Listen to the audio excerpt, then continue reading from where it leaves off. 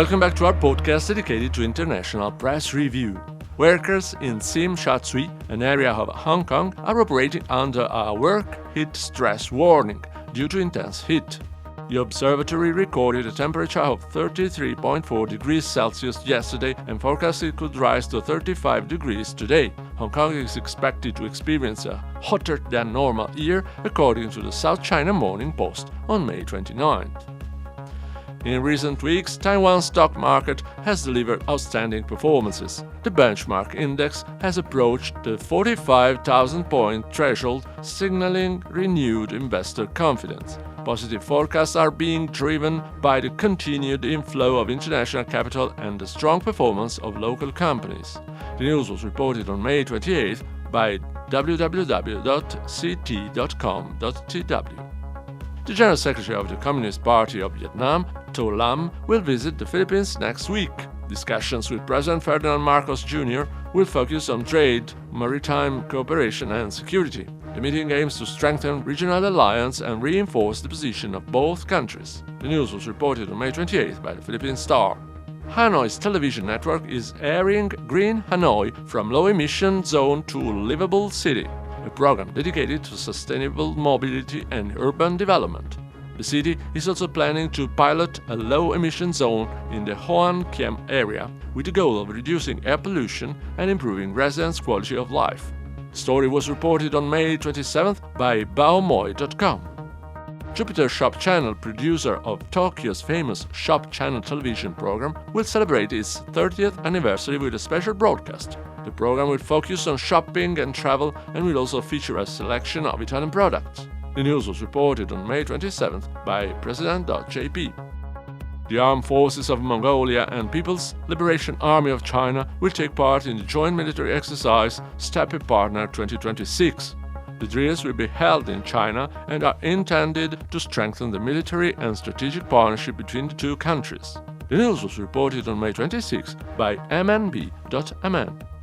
Malaysia's Minister of Agriculture has pledged severe sanctions against farm owners who fail to comply with environmental standards. In his remarks, the minister also emphasized the importance of regular monitoring to ensure compliance and prevent similar incidents in the future. The news was reported on May 26 by Yutusan Borneo.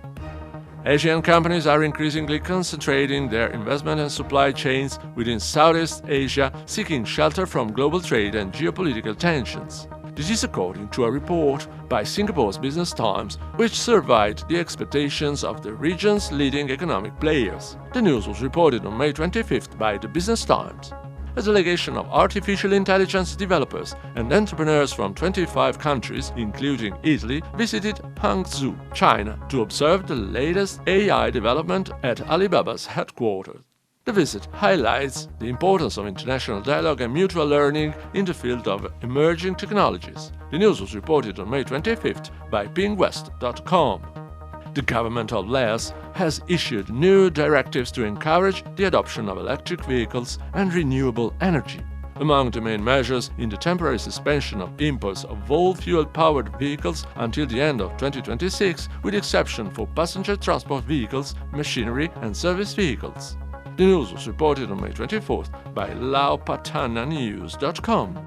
Pyongyang, the capital of North Korea, is intensifying efforts to strengthen its manufacturing base in order to meet the growing demand for materials needed for rural landscape development projects. In particular, the districts of Rekrang, Mangyongdae and Samsok have achieved significant results.